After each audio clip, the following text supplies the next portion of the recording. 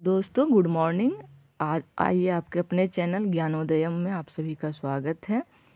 आज एक बहुत ही महत्वपूर्ण मुद्दा जो कि महिलाओं से संबंधित है लेकर के आपके सामने उपस्थित है। इसे आप लोग ध्यानपूर्वक सुनने का प्रयास करेंगे।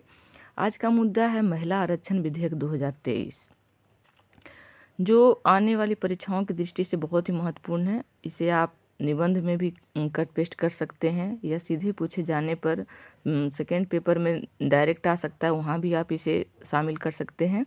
तो आइए जानने का प्रयास करते हैं कि इससे संबंधित किस प्रकार के प्रश्न बन सकते हैं।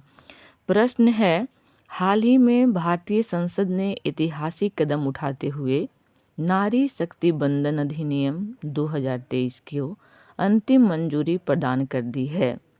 इस विधेयक का मूल्यांकन करते हुए इसके महत्व और चुनौतियों को स्पष्ट व्याख्या करें। कहा जाता है कि यत्र नार्यस्तु पूजन्ते रमन्ते तत्र देवता, अर्थात जहाँ नारी की पूजा होती है वहाँ देवता का निवास होता है। कहने का तात्पर्य ये है कि नया संसद भवन बनते ही जो पहला विधेयक वहाँ लाया गया वो महिलाओं से संबंधित है, अर्थात महिलाओं से शुरू की गई कोई भी कार्य सर्वोत्तम माना जाता है, जिसे पूर्व में कही गई पंक्तियाँ चरितार्थ करती है जो कि मनुस्मृति में उल्लेखित है। तो आइए जानते हैं ये महिला आरक्षण विधेयक क्या है। संसद भवन में ऐतिहासिक पहला विधेयक के रूप में लोकसभा और विधानसभा में महिलाओं की 33% आरक्षण प्रदान करने वाला एक विधेयक पेश किया गया। महिला आरक्षण विधेयक के संबंधित ये रहे आज का इंट्रोडक्शन। कह रहा ये है क्या, तो इसके एक एक बात को ध्यान से सुनने का प्रयास करेंगे। कह रहा है कि 128वां संविधान संशोधन विधेयक 2023 को पारित होने के बाद नवीनतम जनगणना आंकड़ों को उपयोग करके परिसीमन किए जाने के बाद ही लागू किया जा सकता है। कहने का तात्पर्य यह है कि महिला आरक्षण विधेयक जिसे 128वां संविधान संशोधन के द्वारा लाया गया, इसे लागू करने के लिए जो जनगणना आगामी जनगणना 2026 में होने वाली है उससे हमारे पास पर्याप्त आंकड़े आ जाएंगे, तब इसे लागू किया जाएगा।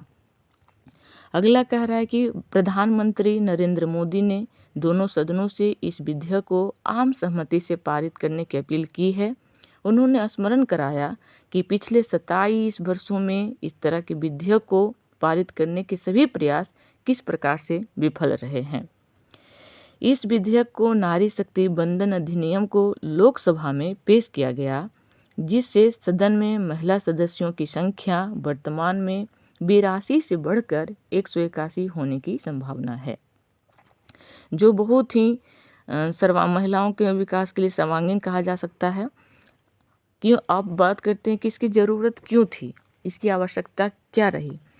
लोकसभा में 82 महिला सांसद अगर प्रतिशत की दृष्टि से देखा जाए तो 15.2% और राज्यसभा में कुल सदस्य संख्या में 31 महिलाएं अर्थात 13% ही रही, जबकि पहली लोकसभा में 5% के बाद से ये संख्या काफ़ी बढ़ी है। बावजूद कई देशों की तुलना में अगर कई देशों की देशों में महिलाओं की भागीदारी को देखें तो ये आंकड़ा बहुत ही कम प्रतीत होता नजर आता है। जैसे कि संयुक्त राष्ट्र महिला आंकड़ों के अनुसार रवांडा 61%, क्यूबा 53%, निकारागुआ 52% महिला प्रतिनिधित्व में ये शीर्ष 3 देश हैं। जबकि यदि हम अपने पड़ोसी देशों की बात करें तो वहाँ भी बांग्लादेश 21 और पाकिस्तान 20% के साथ आगे चल रहा है। इस विधेयक से जुड़ी कुछ महत्वपूर्ण बातें अब हम बात करते हैं कि इसकी क्या एडवांटेज रही, क्या विशेषताएं रही। तो आइए एक एक करके जानते हैं। पहला, महिलाओं के लिए आरक्षण। यह विधेयक लोकसभा, राज्य विधानसभाओं और राष्ट्रीय राजधानी क्षेत्र दिल्ली की विधानसभा में महिलाओं के लिए कुल सीटों में से 1/3 सीटों को आरक्षित करने का प्रावधान करता है। अर्थात कहने का तात्पर्य यह है कि लोकसभा, विधानसभा और राजधानी दिल्ली में विधानसभा सीटों में महिलाओं को आरक्षण देने का ये प्रावधान करता है, कुल सीटों की 1/3 है। आरक्षण का लागू होना। इस विधेयक के पास होने के बाद होने वाली आगामी जनगणना जो 2026 में प्रस्तावित है, उसके बाद ही परिसीमन आयोग द्वारा इसे लागू किया जाएगा। समय सीमा आरक्षण 15 वर्ष की अवधि के लिए प्रदान किया गया है। हालांकि यह संसद द्वारा बनाए गए कानून द्वारा निर्धारित तिथि तक जारी रहेगी। पॉइंट SC/ST के लिए उप कोटा। महिला कोटा के अंतर्गत ही 1/3 सीटें अनुसूचित जाति और अनुसूचित जनजाति की महिलाओं के लिए आरक्षित की जाएंगी, लेकिन अन्य पिछड़े वर्ग की महिलाओं के लिए इस प्रकार का कोई प्रावधान नहीं किया गया है, जिसमें स्पष्ट कह दिया गया है कि इसमें SC और ST की महिलाओं को ही उप कोटा का प्रावधान किया गया है। सीटों का रोटेशन। महिलाओं के लिए आरक्षित सीटों को प्रत्येक 10 साल में प्रत्येक परिसीमन के बाद रोटेट किया जाएगा, क्योंकि वर्ष 2026 से प्रत्येक जनगणना के बाद परिसीमन की ज़रूरत है या अनिवार्यता है। तक हमने देखा कि महिला आरक्षण विधेयक क्या है, इसकी विशेषताएं क्या रही, इसके लाने की आवश्यकता क्यों पड़ी। अब इससे संबंधित कुछ चिंताओं पे हम नज़र डालते हैं। पहला, विश्लेषणात्मक दृष्टिकोण। इससे बहुत सारे प्रश्न उभर करके सामने आते हैं, जिसे हम एक एक करके देखना चाहेंगे। जैसे पहला, क्या महिलाओं के लिए आरक्षण नीति उनके सशक्तिकरण के लिए एक प्रभावी साधन के रूप में कार्य कर सकती है? क्या विधानमंडलों में महिलाओं को प्रतिनिधित्व को बढ़ाने के लिए वैकल्पिक तरीके संभव हैं?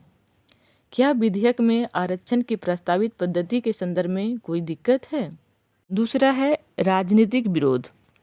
विपक्ष ने इस बात को लेकर चिंता व्यक्त की है कि यह विधेयक हाशिए पर रहने वाले समुदायों, विशेष रूप से SC, ST और OBC के लिए मौजूदा आरक्षण को कम कर सकता है, जिसके परिणाम स्वरूप महिला उम्मीदवारों और उनके बीच सीटों के लिए प्रतिस्पर्धा बढ़ सकती है। आरक्षित सीटों का चक्रण अर्थात रोटेशन। फिर से चुनाव लड़ने के लिए आयोग होने की संभावना के कारण सांसदों की अपने निर्वाचन क्षेत्रों के लिए काम करने की प्रेरणा कम हो सकती है। दूसरा, पंचायती राज मंत्रालय के एक अध्ययन के अनुसार पंचायत स्तर पर निर्वाचन क्षेत्रों के रोटेशन को समाप्त कर दिया जाना चाहिए, क्योंकि लगभग 85% महिलाएं पहली बार चुनी गई और केवल 15% महिलाएं ही दोबारा निर्वाचित हो सकी। हालांकि ये सीटें अनारक्षित थी। सामाजिक मानदंड। गहरी जड़ें जमा चुके पितृसत्तात्मक मानदंड और लैंगिक पूर्वाग्रह राजनीति में महिलाओं की भागीदारी में सबसे बड़ी बाधा है, क्योंकि जो पुरुषत्व बना चुके हैं उन्होंने अपना जो वर्चस्व कायम बना रखा है, क्या वो इतनी आसानी से अपने समकक्ष महिलाओं को बर्दाश्त कर पाएंगे? अगला, पारिवारिक और सामाजिक दबाव महिलाओं को राजनीति में करियर बनाने से हतोत्साहित करते हैं। सुरक्षा, पारंपरिक लैंगिक भूमिकाओं और सामाजिक उपेक्षाओं से संबंधित चिंताएं भी मौजूद है। महिलाओं को राजनीति में सक्रिय भूमिका निभाने से रोक सकती है। सबसे इम्पोर्टेंट बात कि हिंसा और उत्पीड़न। भारत का राजनीति क्षेत्र भी लैंगिक हिंसा और उत्पीड़न से अछूता नहीं है। महिला राजनेताओं और उम्मीदवारों ने धमकियों, उत्पीड़न और हिंसा की घटनाओं की शिकायतें की हैं, जो उनकी भागीदारी में बाधा बन सकती है, जैसा कि इसके लिए पोस्को एक्ट का निर्माण भी किया गया है। ये थी इस आरक्षण विधेयक से जुड़ी हुई कुछ चिंताएं, जिसे भविष्य में अवश्य दूर की जा सकती है। आइए इसके कुछ इम्पोर्टेंस की बात कर ले कि आखिर इस आरक्षण को लाने के पीछे इसका क्या महत्व रहा। 2-4 पॉइंट को हम जानना चाहेंगे। जैसे पहले, यह आरक्षण कोटा सकारात्मक कार्रवाई का एक रूप है, जिसका उद्देश्य राजनीतिक प्रतिनिधित्व में ऐतिहासिक लैंगिक असंतुलन का समाधान करना है। दूसरा, रोटेशन प्रणाली महिला प्रतिनिधियों के बीच जनसांख्यिकीय विविधता को बढ़ावा देती है और यह सुनिश्चित करती है कि विभिन्न समुदायों, पृष्ठभूमि और सामाजिक समूहों की महिलाओं के समय के साथ अपने निर्वाचन क्षेत्रों का प्रतिनिधित्व करने का अवसर प्राप्त होना चाहिए। अगला, इस विधेयक द्वारा उन पारंपरिक समावेशिता को बढ़ावा देता है जो कभी SC/ST महिलाओं को चुनाव लड़ने के लिए भी रोका जाता था। इस विधेयक के द्वारा उन पारंपरिक बाधाओं और पूर्वाग्रहों को समाप्त करने का प्रयास किया गया है, जो अतीत में महिलाओं को राजनीति में प्रवेश करने से हतोत्साहित होने के कारक के रूप में उत्तरदायी थे। महिला सशक्तिकरण का यह कदम राजनीति से परे है। क्योंकि राजनीति क्षेत्र में सफल महिलाएं दूसरों के लिए आदर्श बन सकती है और अलग अलग क्षेत्रों में महिलाओं को अधिक भागीदारी बनने के लिए प्रेरित करती है। महिला राजनेता पारंपरिक लैंगिक भूमिकाओं और मानदंडों को चुनौती दे सकती है, जिससे सामाजिक और सांस्कृतिक में व्यापक परिवर्तन संभव है। यह सशक्तिकरण न केवल राजनीति अपितु शिक्षा, लैंगिक हिंसा, आर्थिक अवसरों आदि में भी ठोस बदलाव ला सकती है। राजनीति में महिलाओं की प्रतिनिधित्व बढ़ने से उन लिंग विशिष्ट मुद्दों पर ध्यान आकृष्ट किया जा सकता है जिन्हें अतीत में अनदेखा किया गया है। नए संसद भवन की लोकसभा में 888 सांसदों की बैठने की व्यवस्था की गई है।